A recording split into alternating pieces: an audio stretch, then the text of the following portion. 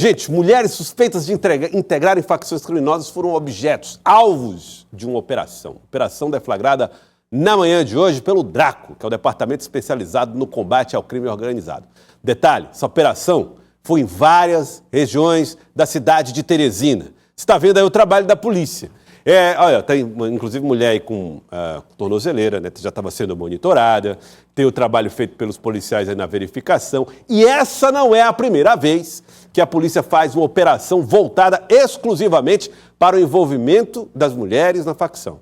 Que, aliás, tem papéis muito definidos, hein, na facção criminosa, de acordo com o que a gente tem visto nas investigações policiais. E desde as primeiras horas da manhã de hoje, sabe quem estava acompanhando isso aí?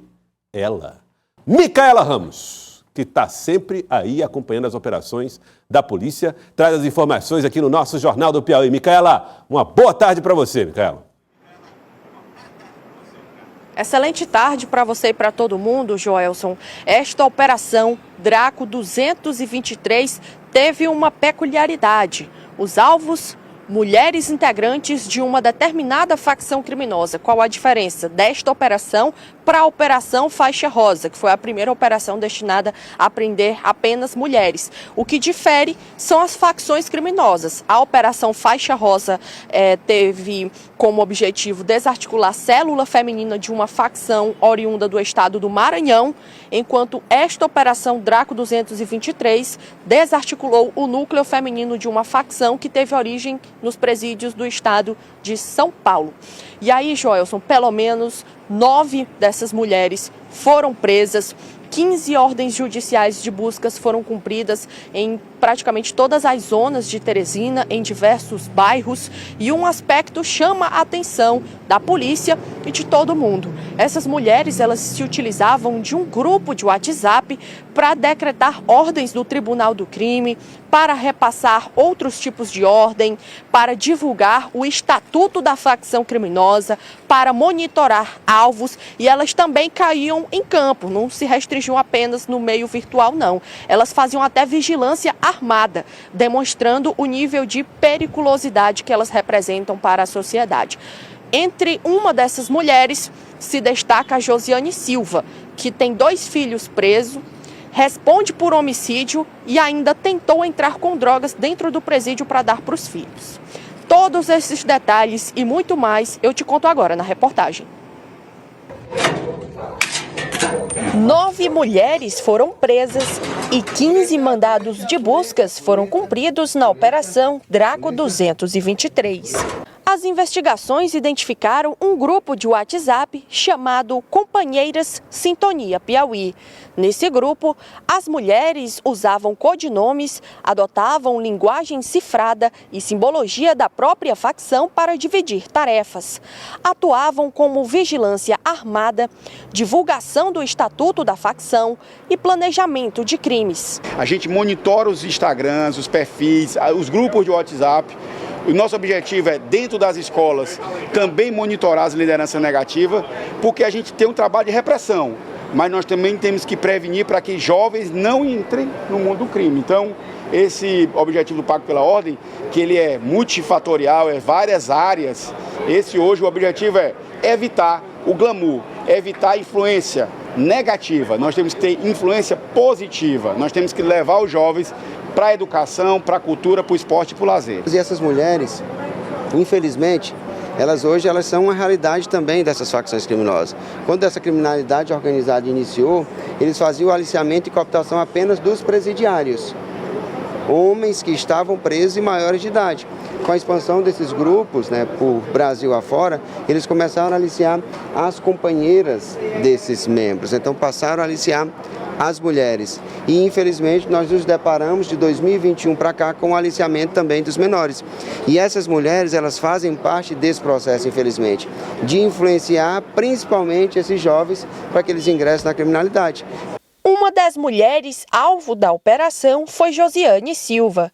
Segundo a polícia, ela está foragida. A mulher responde por homicídio e por tentar transportar drogas para dentro dos presídios onde os 2 filhos estão presos. Tem 2 filhos presos. ela influencia a própria família a ingressar na criminalidade. Os filhos presos, ela tentou entrar com droga dentro do sistema penitenciário, que foi de forma extremamente profissional, graças a essa atuação firme da Secretaria de Justiça, um trabalho muito forte de inteligência, ela não conseguiu adentrar com droga dentro da unidade prisional. Mas já tem 2 filhos presos, ela é homicida e está inserindo outros familiares dentro do contexto da criminalidade organizada, dentro das facções. Então, uma mulher dessa, mãe de família, que tinha que dar exemplo, está propagando essa cultura. Por isso nós estamos aqui para responsabilizar criminalmente por esse ato. Mas até então, nós não conseguimos efetuar a prisão dela, mas é questão de tempo, ela com certeza vai estar nos braços da segurança pública piauiense. As ações foram deflagradas nos bairros São Pedro, Residencial HBB, Alto da Ressurreição, Vila São Francisco, Vila do Avião, Satélite, Cidade Leste 2, Tabajaras, Vila Mocambinho e Francisca Trindade. As 9 presas estão à disposição da lei. As investigações seguem em andamento. Tá aí, então, as informações na reportagem. A polícia não apenas buscou desarticular esse núcleo que decretava todo tipo de ordens para as mulheres integrantes da facção, como também combater a glamorização do crime, porque, de acordo com as investigações, essas mulheres atuavam para cooptar novos integrantes para as facções criminosas através de uma mensagem falsa passada nas redes sociais dela. Uma mensagem de que o crime poderia render lucro, poderia render uma falsa sensação de pertencimento, mas na realidade o que o crime representa é um perigo tanto para a sociedade como também para quem pratica o crime e acaba se tornando refém de si próprio. Essas são as informações sobre a operação, Joelson. Muito bem, Micaela, está aí falando dessa operação. Agora, Micaela, eu quero falar um outro assunto com você. Vamos manter a Micaela aqui. Manter a Micaela, que eu quero falar com ela a respeito de uma prisão que aconteceu agora há pouco, de um dos suspeitos de executar, no dia 1º de abril desse ano, Bruno Rodrigues Lemos, 24 anos. Ele estava saindo de casa quando foi executado com 7 disparos.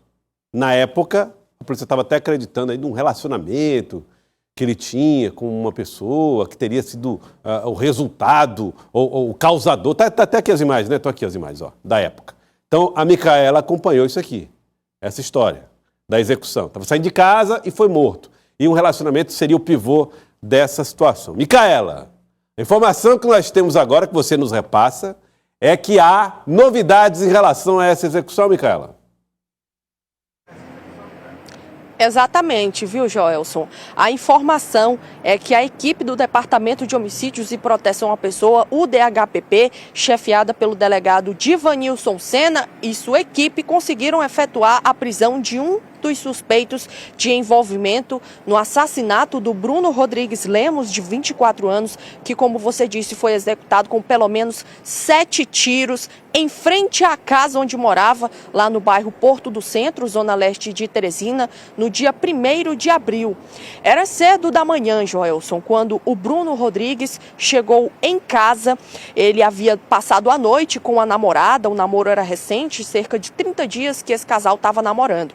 A namorada, inclusive, estava grávida de um outro homem. Então, neste dia em que o assassinato aconteceu, o Bruno chegou em casa de moto, estacionou a moto na frente da casa e, no momento que ele estava entrando na residência, foi abordado por pelo menos 3 criminosos que efetuaram uma sequência de disparos de arma de fogo contra ele. A vítima tentou correr, mas acabou caindo cerca de 2 casas depois e foi a óbito. Na época, ainda na cena do crime, Joelson, foram levantadas informações que apontavam para 2 linhas de investigação. Primeiro, possivelmente um crime de latrocínio, porque os criminosos, depois de matar o Bruno Rodrigues, levaram a moto dele. Só que, pouco depois do crime, os criminosos abandonaram a moto da vítima no residencial HBB, perto ali da região do Porto do Centro, também na Zona Leste. O que acabou fazendo com que os policiais pudessem considerar mais a outra linha de investigação, que era de possível retaliação.